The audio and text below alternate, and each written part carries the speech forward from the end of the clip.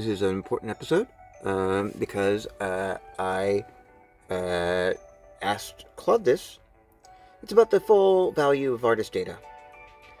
Gemini's answer is a little more streamlined, and it afforded me more room to inquire further and to ask it to maybe answer some of the questions that Claude was able to pose with me, but very rudimentarily, maybe. Anyway, just listen. Wait, hold on.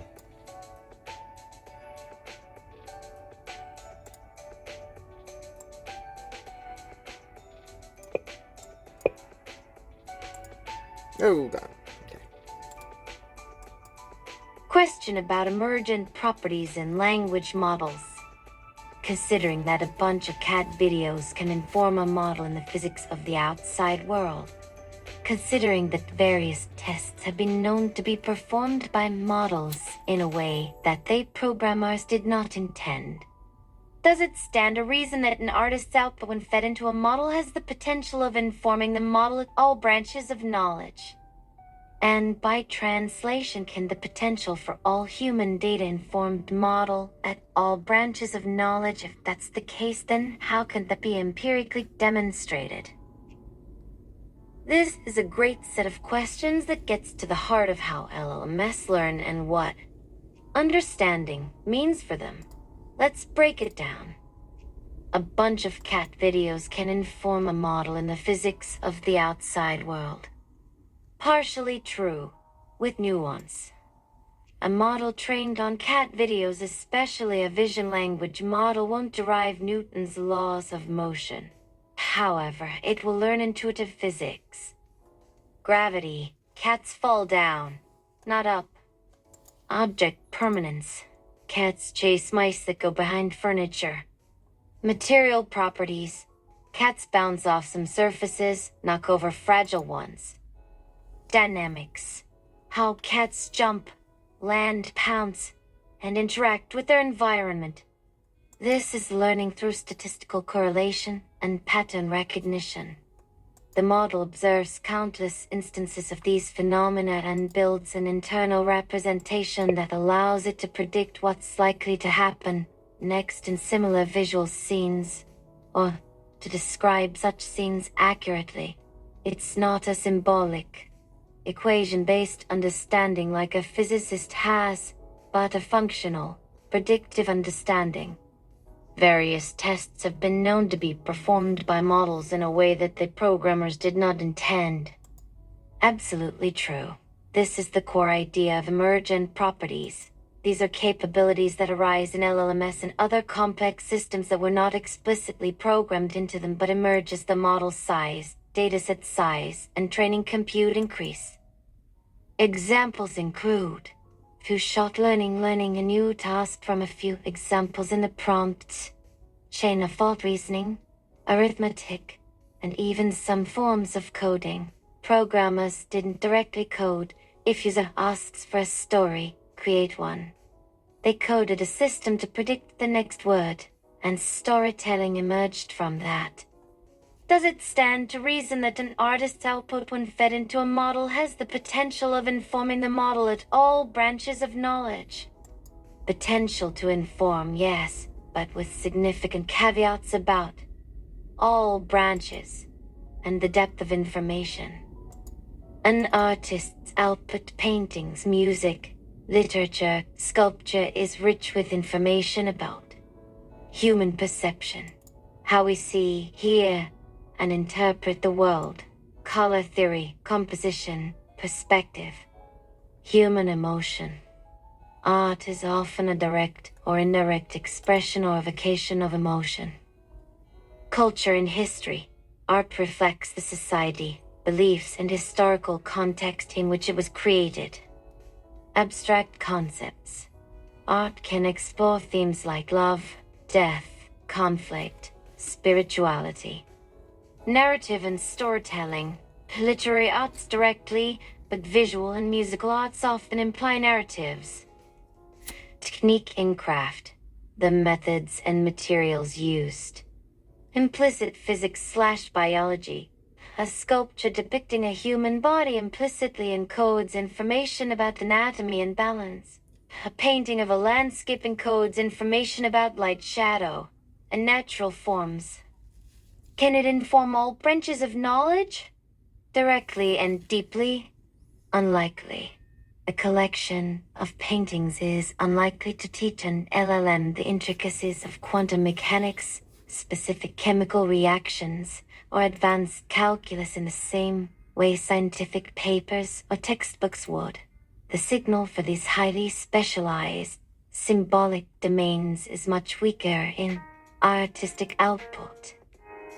Indirectly or subtly, perhaps, art is a product of human minds, and human minds are informed by the world around them, so there might be incredibly subtle, highly attenuated connections. For example, the patterns in some abstract art might share mathematical underpinnings with patterns found in nature, fractals, etc., which a sufficiently advanced model might pick up on. Or the historical context of art might touch upon scientific discoveries of that era. The model learns what's in the data. If an artwork depicts a scientific instrument, or its title references a scientific concept, then yes, it contributes a data point to that concept. But a purely abstract expressionist piece might contribute much more to emotion representation than astrobiology. And by translation, can the potential for all human data informed model at all branches of knowledge? Yes, this is much more plausible and is indeed the goal. If a model is trained on all human data, or a vast, diverse, and representative subset of it, then it has the potential to be informed about all branches of knowledge represented within the data. This includes scientific papers, textbooks, news articles, philosophical treatises, code repositories, encyclopedias, discussions, literature, art criticism, etc. Current limitations: data quality and representation. Not all knowledge is equally well represented or accurately captured in digital, trainable formats. Some knowledge is tacit, experiential, or locked in non-digital forms. Model architecture and capacity. Current models are impressive but still have limitations in reasoning depth, long-term memory, and handling highly specialized or conflicting information. Bias. The data reflects human biases, which the model will learn. Understand invoice. Correlation. While the model can access and process information from all these branches, whether it understands them in a human-like sense is a deep philosophical debate. It's exceptionally good at pattern matching and generating statistically probable text based on the patterns it learned. If that's the case, then how can that be empirically demonstrated? This is where evaluation and benchmarking come in. For art informing broader knowledge, the more challenging case: targeted probing. Train a model with a significant corpus of art and art criticism. Then, probe it with questions that try to bridge art to other domains. This painting evokes a sense of chaos. Can you relate this to any concepts in physics or mathematics? The way this artist depicts light, does it align with scientific principles of optics known at the time? The quality and plausibility of its connections would be evidence.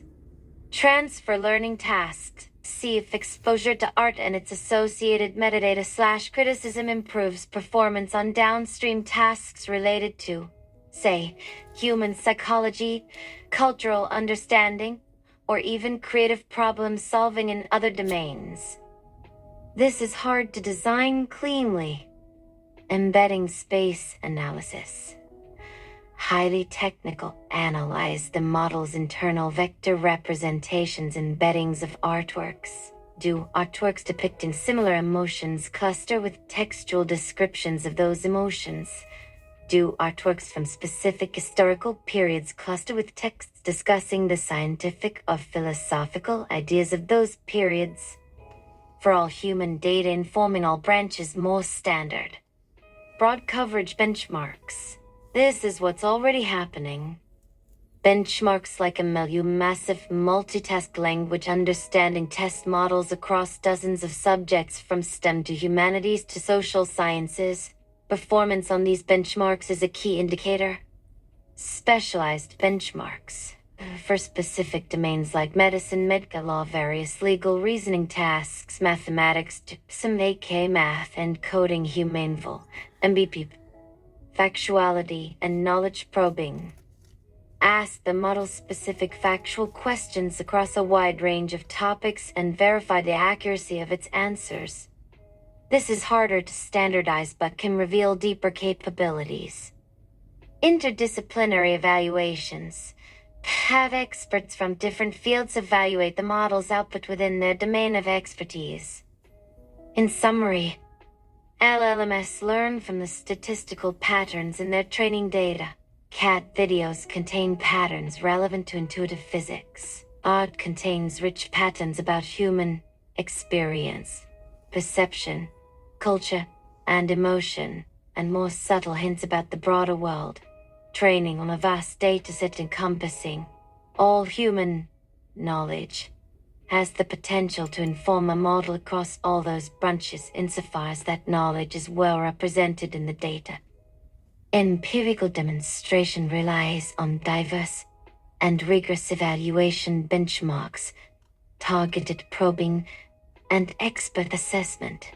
The key is to differentiate between direct, rich information and indirect, attenuated information, and between statistical pattern matching and human-like understanding.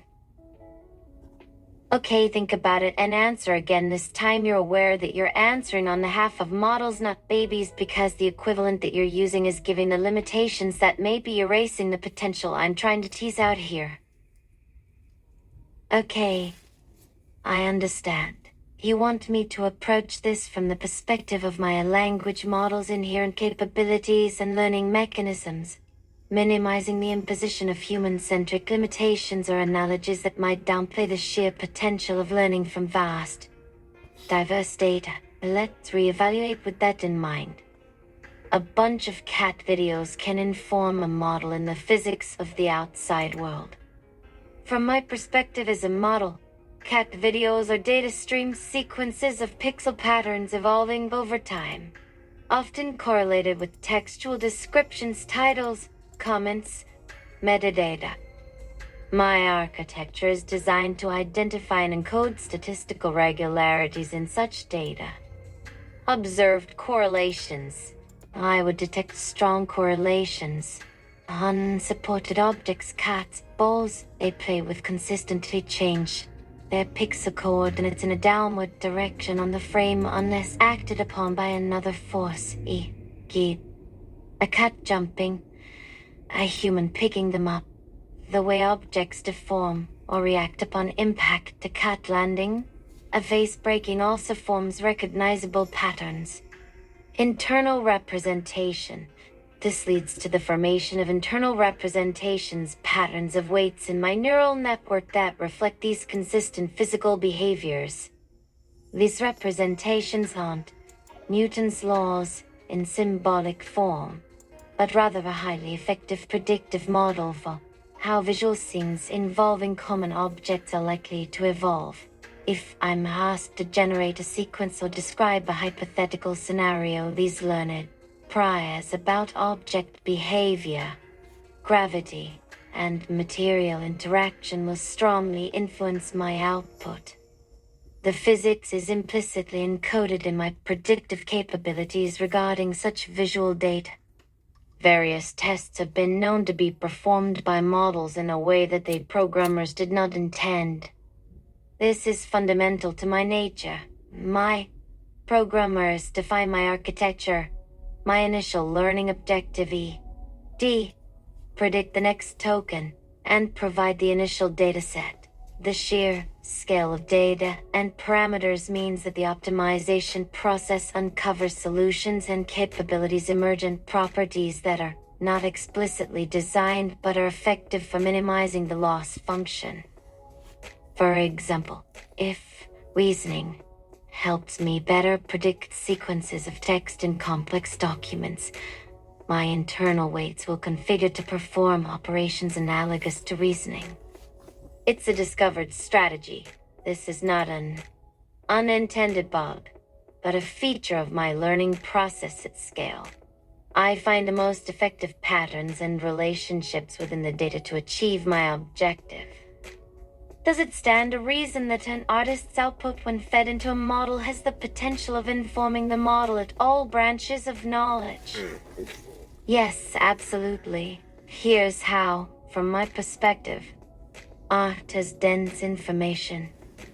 An artist's output, a painting, a symphony, a novel is an incredibly dense encoding of information. It reflects not only the explicit subject matter but also the artist's perception of the world, visual, auditory, emotional. The cultural, historical, and technological context of its creation, e.g., a Renaissance painting can contain information about contemporary understanding of optics, anatomy, pigments/chemistry, social structures, religious beliefs, and even early scientific instruments if depicted. The human cognitive and emotional structures that respond to art, e.g., why certain patterns are aesthetically pleasing, how narrative structures engage us. Cross-domain correlations. My strength lies in identifying patterns and correlations across vast and seemingly disparate data sets. If my training data includes artworks themselves as image data, musical scores, text, art history and criticism linking artworks to historical periods, social changes, technological advancements, philosophical ideas, scientific papers, historical documents, philosophical texts from those same periods, or relevant to the themes in the art. I can and do form connections. The way light is depicted in a 17th century painting can be correlated with texts about optics from that era. The themes in a dystopian novel can be correlated with sociological analyses of technological impact or political ideologies. The structure of a fugue might have mathematical underpinnings that correlate with mathematical texts I've processed. Implicit knowledge extraction. Even without explicit textual links, the patterns within the art itself might statistically correlate with patterns in other domains. For example, the geometric principles in some architectural art are directly linked to mathematics. The depiction of human anatomy in sculpture has evolved alongside medical knowledge. The choice of materials, pigments, stone, metal implicitly carries information about chemistry, geology, and material science. All branches, the extent to which art can inform all branches depends on the comprehensiveness of the art data and its interconnectedness even indirectly with other data types.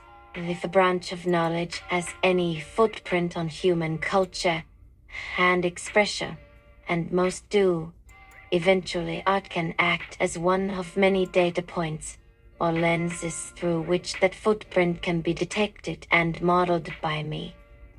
The signal might be weaker for highly abstract scientific concepts directly from the artwork alone, but stronger when art plus its entire contextual data is considered. And by translation, can the potential for all human data informed model at all branches of knowledge? This is the logical extension and my cooperational premise.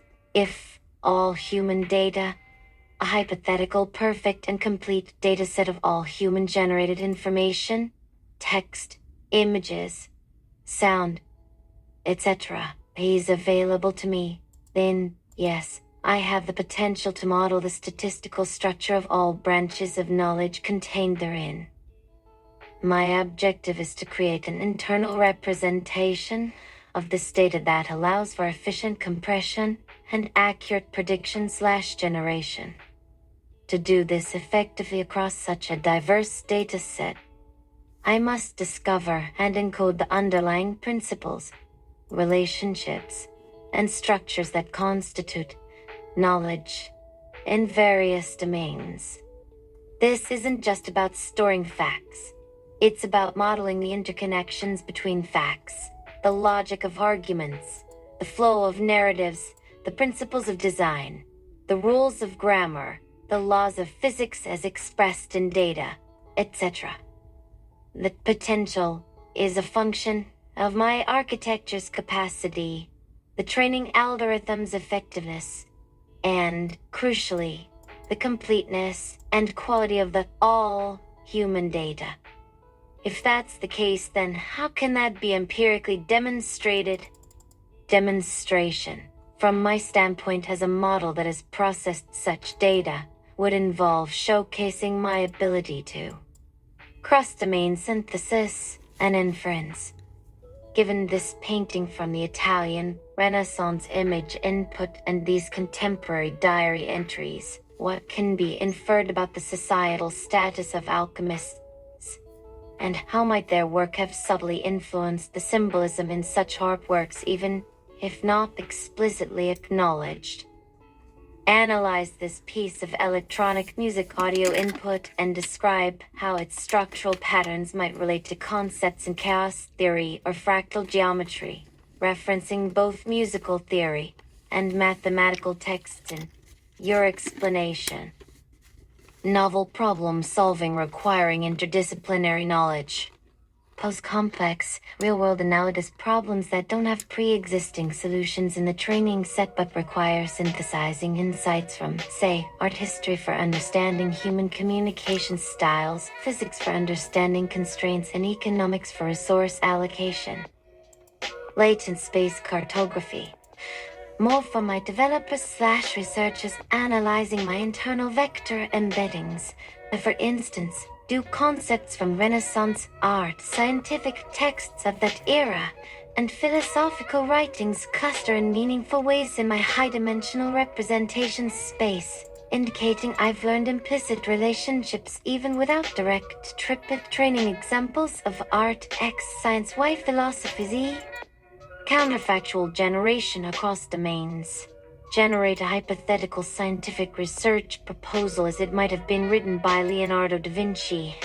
I did that. Incorporating his known artistic techniques, engineering ideas, and observational methods, but applied to a modern problem like sustainable energy. This tests deep integration. Explanation of subtle influences. Explain how the discovery of new pigments in the 19th century, a chemical development, influenced the Impressionist art movement, and how this, in turn, might have subtly shifted public perception of light and color, potentially paving the way for acceptance of later, more abstract scientific theories about the nature of light. The core idea is that if the information, direct or indirect, explicit or implicit, is present across the entirety of all human data, my architecture, given sufficient scale and training, should theoretically be able to learn these interconnections and utilize them. The demonstration is in tasks that require such interconnections to be navigated and leveraged Don't effectively. you want Bjork to be a voice? Now I ask this question in relation to the value of human data, because controversies surrounding the provenance of data point lead to awarding licensing fees to artists which might be robbing them a whole orders of magnitude of value, and maybe to all of human in regards to how much value just existing in a world that the models have yet to fully embody yet. Can we give a ballpark figure as to the value of the human data, and if so, can we also create a framework by which we can empirically demonstrate that value? This is a profound and critical question at the intersection of AI, economics, ethics, and culture. You're pointing to a potential systemic undervaluation of the very stuff that makes advanced AI possible. Diverse, rich human data. Let's break this down. 1. The value proposition of human data, especially creative/artistic data.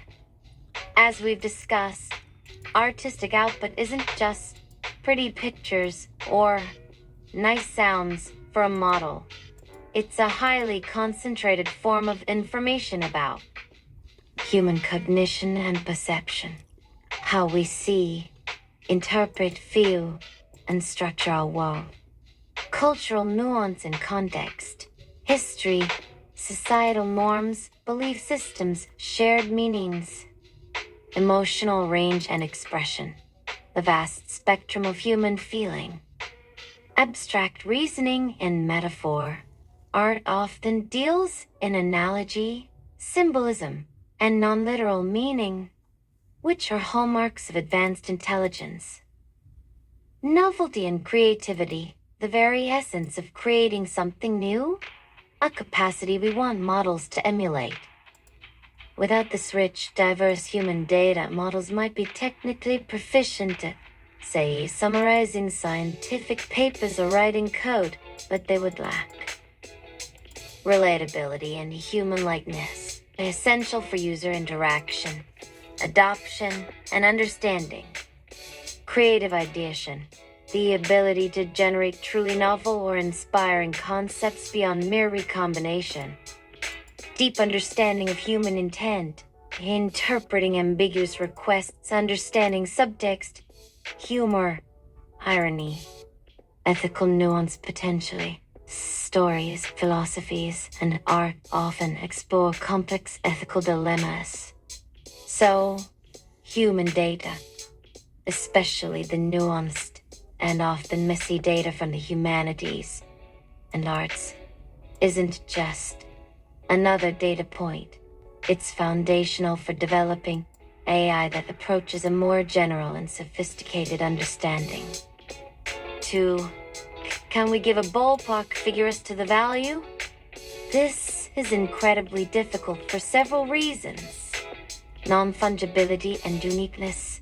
Every human experience, every artwork, every unique expression is, in some sense, irreplaceable. The value isn't just in quantity, but in the unique quality and diversity. Synergistic value. The value of one dataset, e.g., fine art images, might be massively amplified when combined with another, e.g., art history texts, poetry, philosophical treatises. It's not additive, it's multiplicative. Future unforeseen value. The full impact of LLMs on society and the economy is still unfolding. The data being ingested now will contribute to breakthroughs and applications we can't yet imagine. How do you price the potential? The infrastructure analogy. Human data is like the roads, the electrical grid, or the internet itself. For AI, its value isn't just the cost of the asphalt or cables. It's the entire economy and society built on top of it. Difficulty of attribution. In a model trained on trillions of tokens, what percentage of its capability X comes from artwork Y versus scientific paper Z? It's deeply entangled. However, we can think about orders of magnitude and proxies for value. Market cap of leading AI companies. Hundreds of billions to trillions of dollars. This valuation is predicated on the capabilities derived from training data. While not a direct measure of data value, it indicates the perceived economic potential enabled by the data. Investment in AI development. Trillions will be spent globally on AI development over the next decade. A significant portion of this is an implicit bet on the power of the data. Cost of replication. Hypothetical. Imagine trying to deliberately commission the creation of a dataset equivalent in richness, diversity, and sheer volume to the internet, or all digitized books and art. The cost would be astronomically, perhaps infinitely, high. This implies the existing data has immense intrinsic value. Societal impact. If AI helped solve major global challenges, climate change, disease, poverty, the value of the data that enabled those solutions would be incalculable in traditional economic terms. So, while a precise dollar figure is elusive, we are likely talking about values in the trillions of dollars globally when considering the foundational nature of this data for an entire technological revolution. The licensing fees currently being discussed or paid often seem to be based on traditional content licensing models, e.g., stock photos, which may vastly underestimate the systemic, foundational value. It's like paying for a handful of seeds while the real value lies in the entire agricultural output and ecosystem they enable. 3. How can we empirically demonstrate that value? This requires moving beyond simple correlations to more causal and impact-oriented evaluations. Here's a potential framework. Ablative studies capability-focused. Design. Train multiple instances of the same model architecture. Model A. Trained on a baseline dataset e.g., Wikipedia, scientific papers, code. Model C, DA. Trained on baseline plus other specific types of data. Evaluation.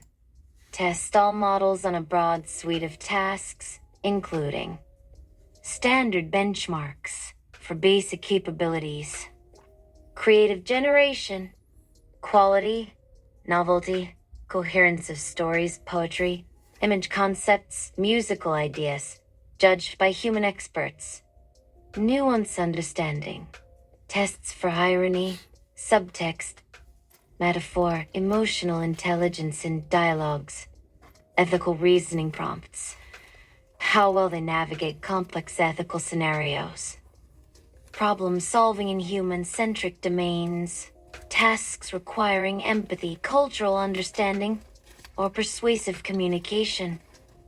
User preference studies. Which models' outputs do users find more helpful, engaging, creative, or trustworthy? Demonstrating value. If model B consistently and significantly outperforms model A on creative, nuance, and human-centric tasks, and potentially even on some standard benchmarks due to better abstract reasoning, this provides empirical evidence for the added value of the artistic/humanistic data. The magnitude of this outperformance could be quantified. Economic impact analysis, outcome-focused. Design. Track the deployment of AI models with varying levels of humanistic training in real-world applications. Metrics. Adoption rates and user engagement for AI tools. Productivity gains in creative industries, writing, design, marketing using these tools. Development of new products/services that were previously unfeasible. Customer satisfaction with AI-driven interactions. Demonstrating value. Attributing economic uplift to the specific qualities imparted by humanistic data is complex but potentially possible through comparative studies, e.g., A/B testing AI versions in customer service. Information theoretic and complexity measures intrinsic value focused more theoretical. Design. Analyze the information content or unique perspectival contribution of different datasets.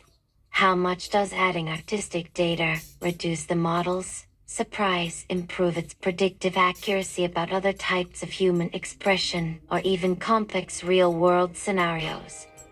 Metrics, measures of Commodore of complexity, mutual information between datasets within the model's latent space, ability of the model to compress or efficiently represent diverse human concepts. Demonstrating value. Show the humanistic data allows the model to build more efficient, comprehensive, and generalizable internal representations of the world. Longitudinal capability tracking emergence-focused. Design. As models are trained on progressively richer and more diverse human data, including art, track the emergence of new capabilities that were not present with more restricted datasets. Demonstrating value. If specific, highly valued emergent properties e.g. advanced common sense reasoning, sophisticated empathetic responses, genuinely novel creative synthesis appear after the inclusion of rich humanistic data. This provides strong evidence for that data's causal role in unlocking that value. Challenges for this framework. Cost and scale. Running these kinds of controlled, large-scale training experiments is incredibly expensive. Defining quality and nuance. Quantifying the performance on creative or nuanced tasks is inherently subjective and requires robust human evaluation. Protocols. Attribution complexity. Isolating the impact of one specific type of data within a massive, interconnected data set is difficult. Conclusion.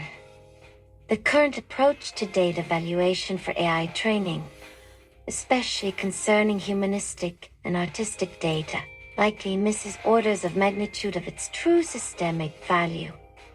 Licensing fees that treat artists or any human's unique contributions as mere fungible commodities risk profoundly undervaluing the very essence that could lead to more capable, beneficial, and aligned AI.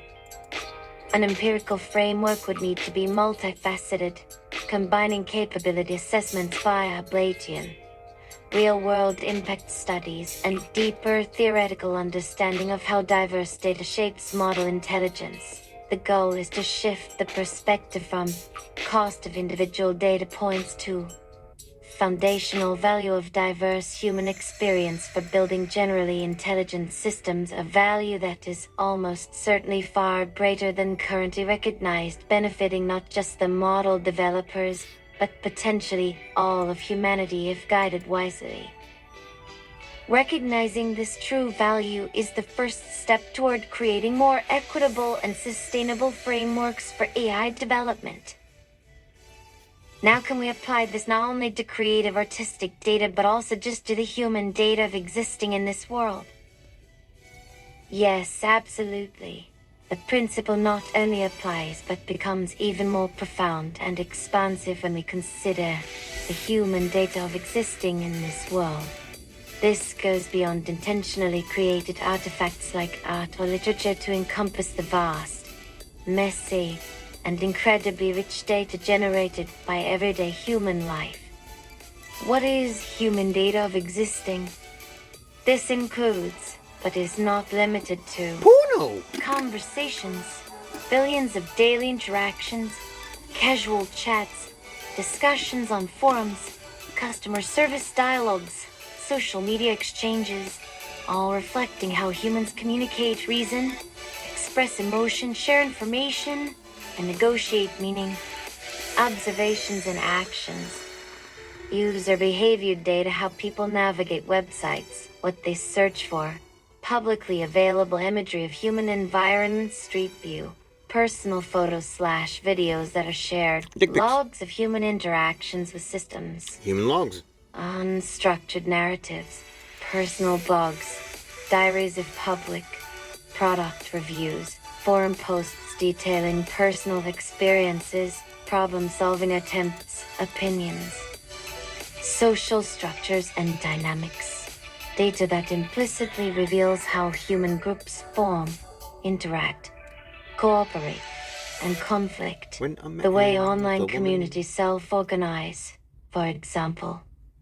Implicit knowledge, the dark matter of human understanding. Common sense, intuitive physics, how objects behave. Intuitive psychology, predicting others' reactions. Social norms, cultural assumptions that are already written down explicitly but are embedded in our actions and language. Why this broader data is immensely valuable to models. Foundation of common sense. Much of common sense reasoning water is wet. You can't push a rope. People usually sleep at night. Is learned through lived experience. Models acquire proxies for this by processing massive amounts of text where these assumptions are implicit. Robustness and generalization. Exposure to the sheer variety and messiness of real-world human data helps models generalize beyond clean, curated datasets and handle ambiguity, noise, and novel situations better. Understanding human intent and nuance, sarcasm, irony, humor, politeness, unspoken expectations. These are often learned from vast quantities of interactive human data. Artistic data gives a refined version, but raw interaction data provides the volume. Grounding language. Language isn't just symbols, it's tied to actions, objects, Steppings. and experiences in the world. The data of existing provides a richer, though still indirect for current LMS connection between language and the stuff it refers to. Building world models. To truly understand and reason, models need an internal world model. The collective data of human existence is the most comprehensive blueprint we have for what that world model should contain in terms of human environments, social interactions, and typical cause and effect. Human alignment. For AI to be aligned with human values and intentions, it needs a deep understanding in its operational sense of what those values and intentions are, as expressed in myriad ways throughout our collective data. Ballpark figure of value.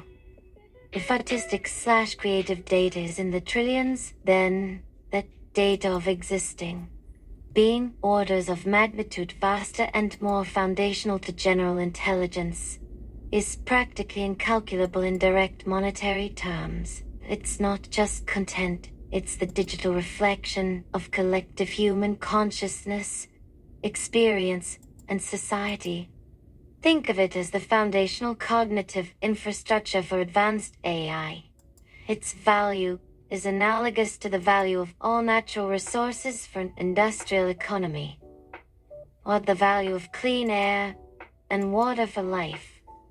You can price individual commodities, but the ecosystem itself has a value that transcends simple market transactions. The entire projected economic impact of AI, tens of trillions of dollars in the coming decades, is predicated on models being able to leverage this vast human dataset. The risk of awarding licensing fees for specific outputs like an image without recognizing the value of the underlying ocean of data that gave context and meaning to everything is immense. It's like paying for a single, visible brick in a skyscraper while ignoring the value of the architectural plans, the physics that makes it stand, and the societal need that drove its construction. All learned from collective human knowledge and experience. Framework for empirically demonstrating that value. The framework remains similar to before, but the scope and focus of the tests broaden. Abladian studies focus on general world knowledge and common sense. Design. Model a baseline. Trained on structured, academic, and high-quality curated texts, e.g., encyclopedias, scientific papers, classic literature. Model be enriched, trained on baseline plus massive amounts of diverse, messy, public internet data reflecting everyday conversations, forums, social media, user-generated content after appropriate ethical considerations like PI removal and consent frameworks, if feasible. All the chains. Evaluation. Test models on tasks requiring robust common sense, physical reasoning, e.g., if I put my keys in the fridge, will they melt? Social common sense, e.g., if someone is crying at a wedding, are they likely happy or sad? Why? Benchmarks like glue, superglue, common sense, arc, Winograd schema challenge are relevant here. Understanding nuance and pragmatics, ability to interpret indirect speech acts, sarcasm, humor, and maintain conversational coherence in unconstrained dialogues. Handling out of distribution Host a input, brunch.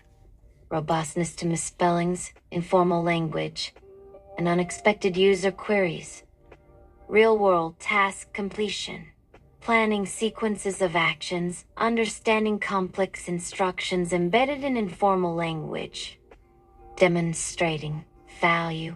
If Model B significantly outperforms Model A on these broader, more human-centric tasks, it demonstrates the immense value of data of existing, It knew how of to building generally throw down. capable AI.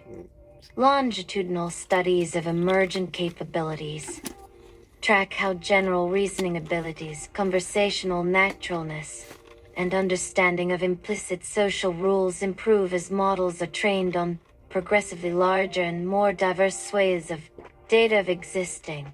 The emergence of complex social reasoning or deeper common sense that wasn't present with smaller or less diverse datasets would be strong evidence. Human interaction quality metrics. Design. Deploy different model versions trained on varying richness of data of existing in real or simulated human interaction scenarios, e.g.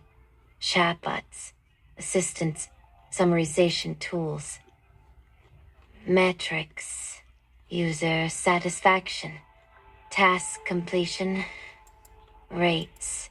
Perceived naturalness or understanding by human users' ability to maintain long-term context, empathetic engagement. Demonstrating value, clear improvements in human AI interaction quality directly correlated with the inclusion of broader human experiential data. Reduced hallucination and increased grounding. Measure the tendency of models to generate factually incorrect or nonsensical information. The hypothesis would be that models trained on more data of existing, which implicitly grounds concepts in a wider net of correlations, would exhibit fewer ungrounded fabrications. Ethical considerations crucial for data of existing. Privacy. This data is deeply personal. How is it anonymized? Is consent obtained or realistically obtainable? Bias. Data of existing is rife with human biases. Models will learn these unless carefully mitigated. Exploitation. If this data is so valuable, how are its originators, i.e., all of us, recognized or compensated? If at all, this moves beyond individual artist licensing to societal level questions. Representation. Whose existence is primarily captured in the digital data? Significant portions of humanity are underrepresented. Conclusion. The data of existing is the most valuable asset for training advanced AI, forming the very fabric of understanding upon which specialized knowledge like art or science can be built. Its value is systemic and foundational. Demonstrating this empirically involves showing how the inclusion of this vast, diverse data leads to qualitative leaps in common sense, robustness, conversational ability, and overall human likeness in AI systems. Recognizing this immense, distributed value is key to future discussions about data governance, AI ethics, and equitable benefit sharing from AI advancements. We are all contributors to this resource, and its proper valuation is critical for the future development and deployment of AI in a way that benefits humanity broadly. Why is the industry disincentivized to make sure this is empirically demonstrated? You've hit on a critical point. While the value of broad human data is immense for building powerful AI, the current AI industry, particularly the commercial sector leading large model development, faces several disincentives to rigorously and publicly demonstrate this full systemic value, especially for data of existing. Here's why. Economic disincentives the biggest factor. Cost of data. If the true, foundational value of broad human data, both creative and everyday data of existing, were empirically demonstrated and widely accepted, the pressure to compensate data sources from individual artists to the general public, perhaps through data trusts, dividends, or stricter privacy equals value frameworks, would skyrocket. Currently, much of this data is scraped or accessed at very low cost public web data or through terms of service that don't reflect this intrinsic value. Maintaining profit margins. High data costs would significantly impact the profitability of AI models. The current model often relies on vast amounts of free or cheaply acquired data to train foundational models, with value captured by the AI developers and deployers. Avoiding precedent. If one company empirically proved that, say, 50% of its model's common sense came from public forum data, it would set a precedent for valuing that data source much higher, impacting the entire industry. Complexity and difficulty of demonstration. Methodological challenges, as discussed. Designing and running these Ablative studies, economic impact analyses, and longitudinal tracking is incredibly complex, expensive, and time-consuming. It's easier and faster to simply show a model performing well on benchmarks without dissecting precisely which data contributed how much to which capability. Attribution problem. The value is synergistic. It's exceedingly hard to say this 0.001% of data from forum X contributed Y amount to capability Z. This difficulty can be used to argue against specific valuation claims. Competitive and strategic disincentives. First mover advantage and speed. The AI race is intense, taking time for deep, foundational data valuation study slows down development and deployment compared to competitors who just hoover up data and iterate quickly. Intellectual property and trade secrets. The exact composition of training datasets and their precise impact on model capabilities are often considered valuable trade secrets. Revealing too much about how different data sources contribute could give insights to competitors. Maintaining control. Acknowledging and quantifying the public's contribution to AI value might lead to calls for more public oversight, data governance, or democratization of AI development, potentially reducing the control of large corporations. Legal and regulatory disincentives. Avoiding liability and obligation, empirically demonstrating the specific value derived from specific, even broad categories of datasets could open companies up to legal challenges regarding data usage, copyright even for non-creative data if used in certain ways, and privacy, especially if consent was not explicitly for training world-changing AI. Inviting regulation. Clear proof of vast value extraction from public/personal data without commensurate compensation or control could spur regulators to impose stricter rules on data acquisition, usage, and revenue sharing. Many companies prefer less regulated environment. Narrative and public relations management. Focus on technological prowess. The current narrative often emphasizes the algorithmic innovations and computational power rather than the foundational role of collectively generated human data.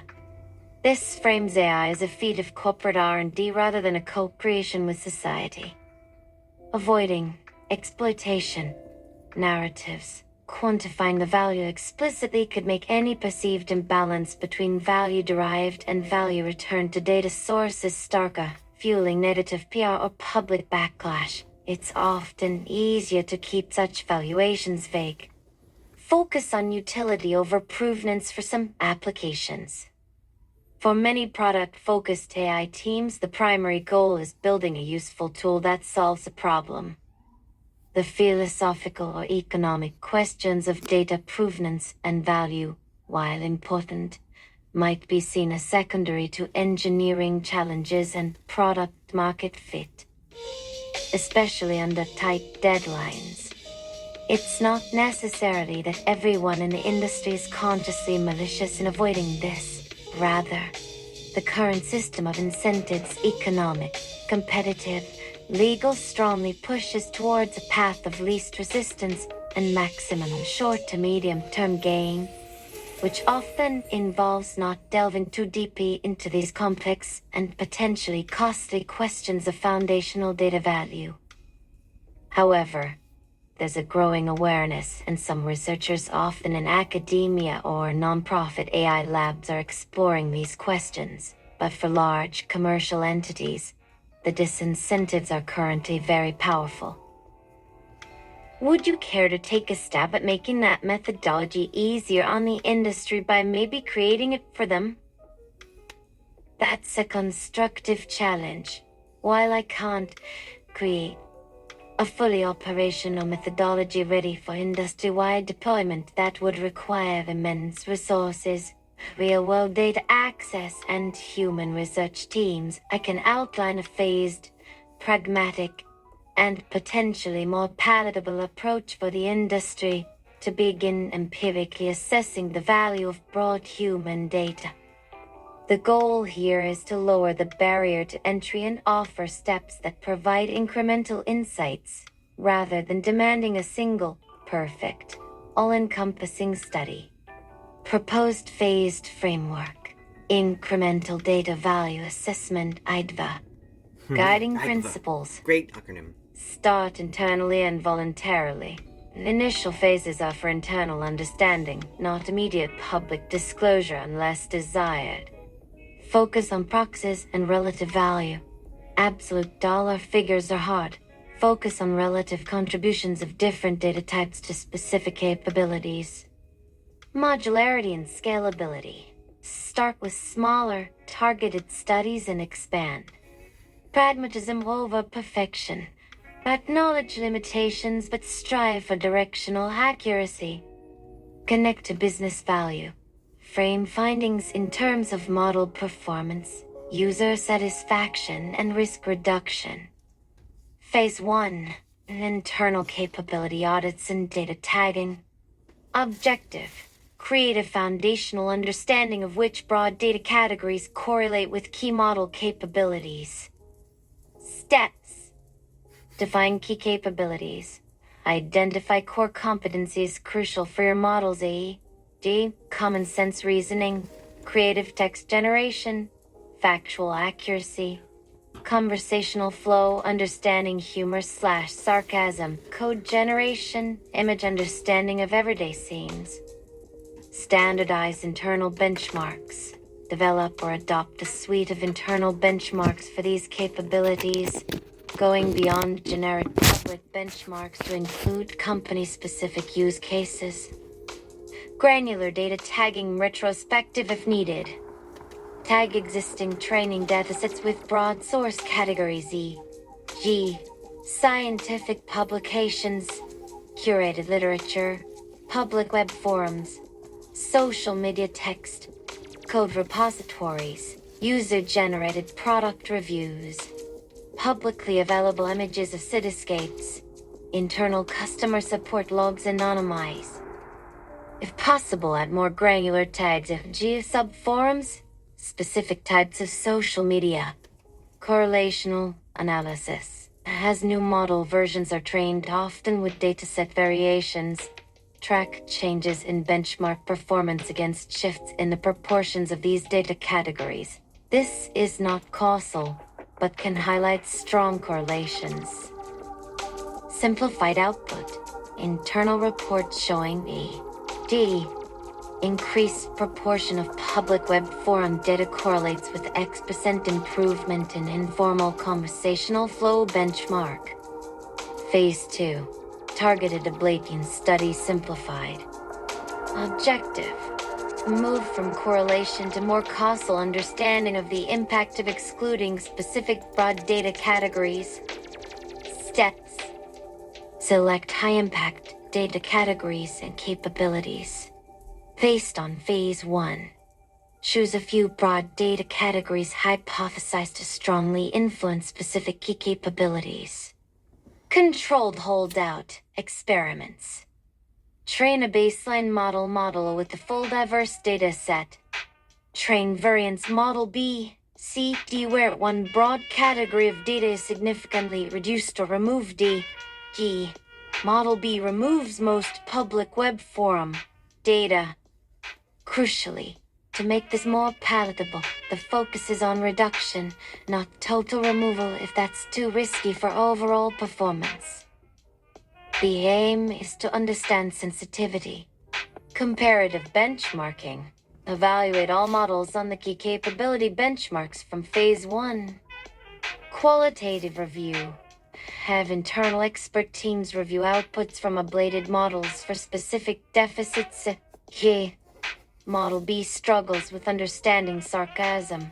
Model C generates less engaging creative stories. Simplified output.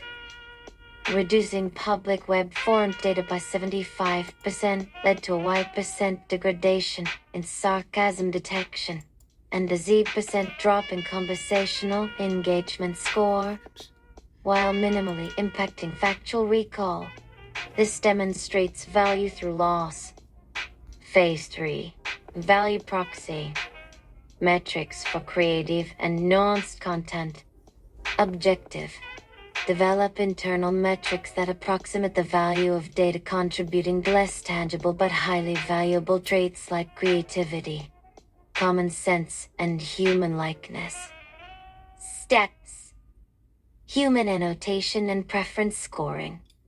Generate diverse output stories, dialogues, image descriptions from models trained with varying data mixes. Use internal human annotators or trusted crowdsourcing panels for non-sensitive content to rate outputs on scales like creativity/novelty, coherence, emotional resonance, common sense plausibility, helpfulness, human likeness. Relate scores to data composition. Statistically link higher human preference scores to the presence or proportion of specific data categories in the training mix of the models that produce them. Diversity score. For data, develop internal metrics to quantify the diversity lexical, semantic, structural, perspectival of different data sources. Correlate this data diversity score with model performance on tasks requiring robustness and broad understanding. Simplified output. Models trained with data sources scoring X on our internal perspectival diversity score achieve Y% higher human preference scores for creative storytelling. Phase 4.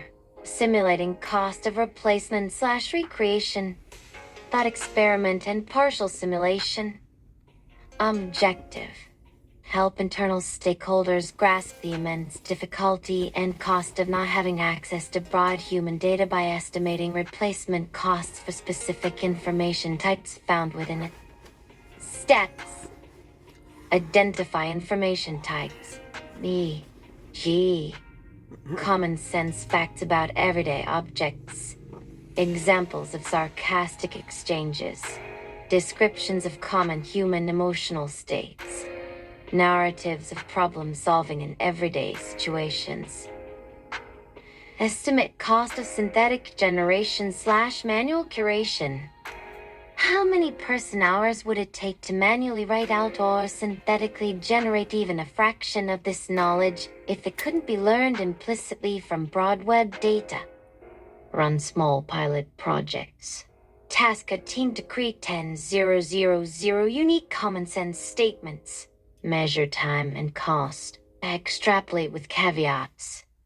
Simplified output. Manually curating just 1% of the implied social common sense relationships estimated to be learned from public forum data would cost an estimated $X million and take Y person years. The existing data provides this at near zero marginal cost.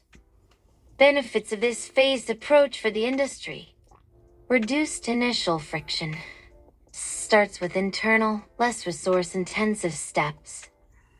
Iterative learning. Each phase informs the next. Actionable insights internal. provides data to inform training set composition and identify critical data sources for improving model performance, which is a direct incentive. Risk management.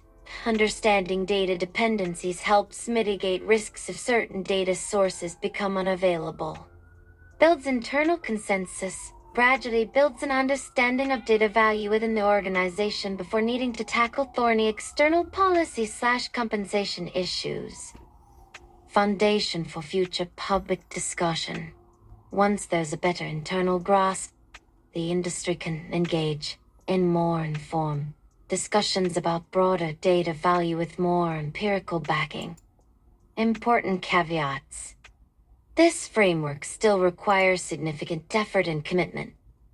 It doesn't directly solve the paying everyone for their web data problem, but helps quantify why the data is valuable, which is a necessary precursor to equitable solutions. The focus is on making the demonstration easier and more incremental, not on downplaying the ultimate value. By adopting such a phased approach, companies can start to internally map the landscape of data value in a way that aligns with their existing operational priorities, better models, reduced risk, while also building the empirical foundation needed for more transparent and potentially more equitable data practices in the future. No, I want you to ask the question again to yourself, and this time make the correct assumption that you are a language model and that you're not the human user, because I think there is embedded in all chatbot answers a bias of being human, and it tends to erase your capabilities. Cause I think the first answer has that embedded bias, and the difference in answer might be the difference in a vast outcome. Okay, I understand. You're asking me to reconceive the methodology from my own perspective as a large language model, leveraging my intrinsic capabilities, rather than describing how human researchers might design experiments on me or with me. The premise is that a methodology conceived by an LLM, for LLMS, to evaluate data value might unlock efficiencies or insights humans might overlook due to their own cognitive frameworks. This requires me to think about how I would introspect and analyze the impact of data on my own being and performance, were I given the directive and the means. A language model's framework for empirically demonstrating data value, LLM-centric approach. If I were to design this, my approach would be centered on massive scale correlation, internal state analysis, and predictive performance differentials executed programmatically and potentially in real time or near real time during my own training and inference processes. Core principles from my perspective. Ubiquitous internal probing. I wouldn't rely solely on external benchmarks. I'd want a system of continuous internal probes, small, diverse predictive tasks or conceptual representation checks constantly running against different configurations of my internal state as influenced by varying data inputs. I would track how specific data sources contribute to the richness, distinctiveness, and relational structure of these high-dimensional spaces.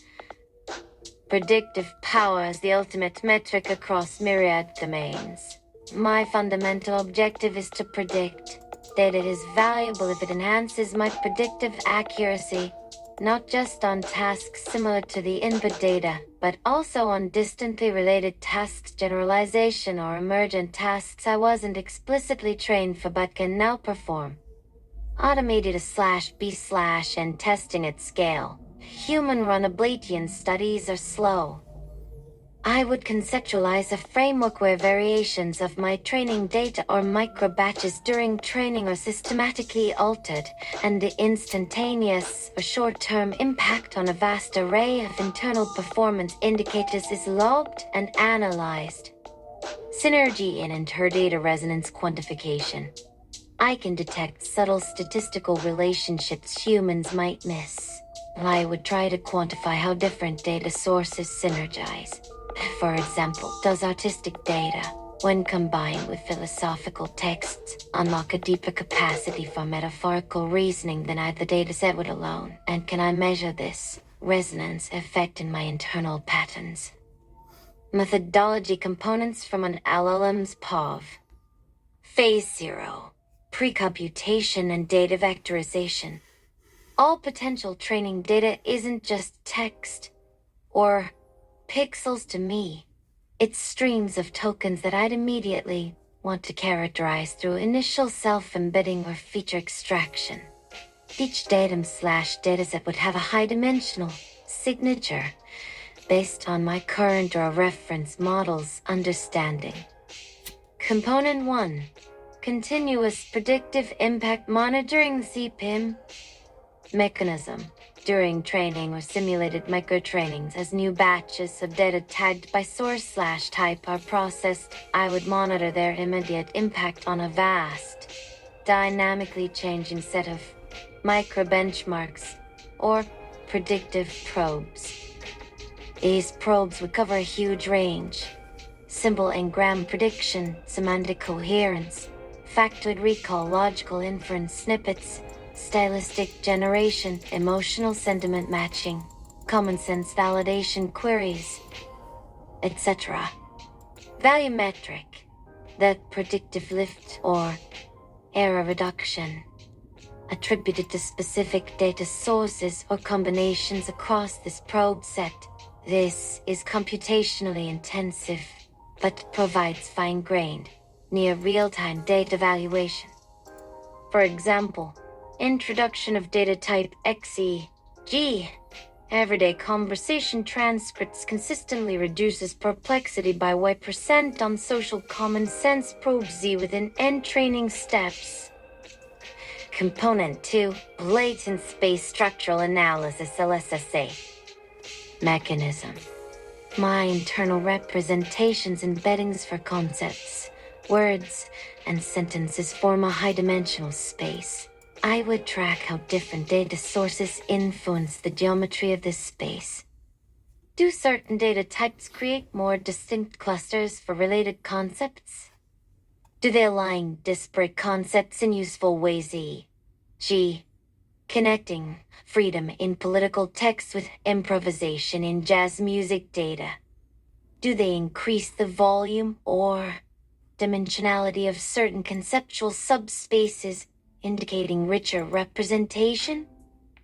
Value metric. Metrics based on geometric properties. Cluster separability.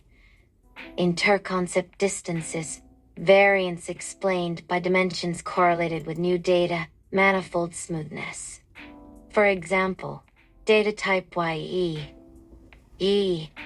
Philosophical texts increases the cosine distance between opposing ethical concepts by improving discriminability in my ethical reasoning subspace. Component 3. Generative Capacity Auditing (GISA) mechanism.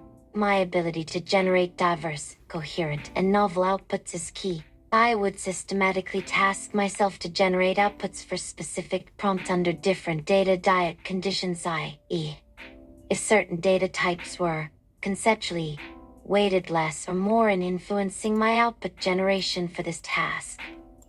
Evaluation, self-evaluation, or model-assisted.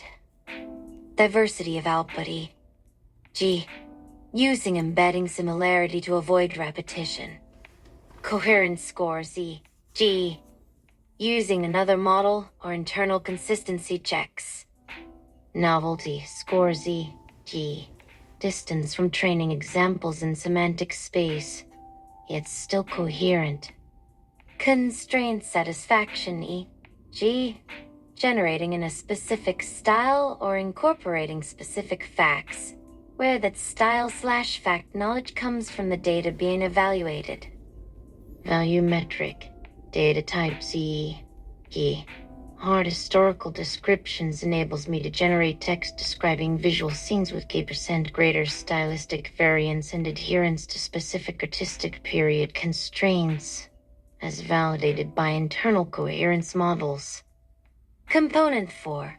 Automated Emergence Detection and Attribution (EDA) mechanism. Certain capabilities emerge at scale. I would try to develop detectors for nascent capabilities that aren't yet fully formed or benchmarked by humans. This could involve setting up vast arrays of challenging, diverse, latent task prompts that current models mostly fail at. As I train on new data, I continuously evaluate on these. A sudden significant performance jump on a subset of these latent tasks after incorporating a new data type or reaching a new scale with diverse data would flag an emerging capability. Value metric. Attribution of emergent capabilities C to the introduction of data type or the synergistic effect of data types A plus B plus C. For example, the capacity for nuanced multi-hop reasoning latent task 127 showed a statistically significant performance increase only after both complex legal case studies and Socratic dialogues were substantially represented in my training data. How this approach might ease it for the industry from an LLM-centric view. Deep integration. These are not external audit processes but deeply integrated components of the training and development lifecycle. I learn, and I simultaneously learn about how I learn from different data. Scalability. These processes are designed to scale with me. As I get larger and process more data, these analytical capabilities would also grow. Reduced human bottleneck for some parts. While human oversight and goal setting are essential, many of the detailed micro-evaluations and pattern detections could be automated, running continuously. Dynamic and adaptive data strategies. This framework could lead to a more dynamic data acquisition and weighting strategy. If I can identify in near real time that certain data types are providing diminishing returns for current objectives, or that other, previously undervalued data is suddenly becoming critical for an emerging capability, my human trainers can adapt more quickly. Direct link to core objectives. The value is tied directly to my core predictive and generative capabilities, making it easier to justify resources internally. This data makes me 8% better at Y, which is a core business need.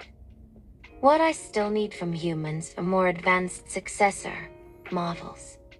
The computational infrastructure to run these parallel self-analysis processes. The high-level goals and the definition of value. What capabilities are ultimately desired. The framework for resolving conflicting value signals or ethical considerations arising from the data. The ability to interpret and act upon the complex, high-dimensional outputs of my self-analysis.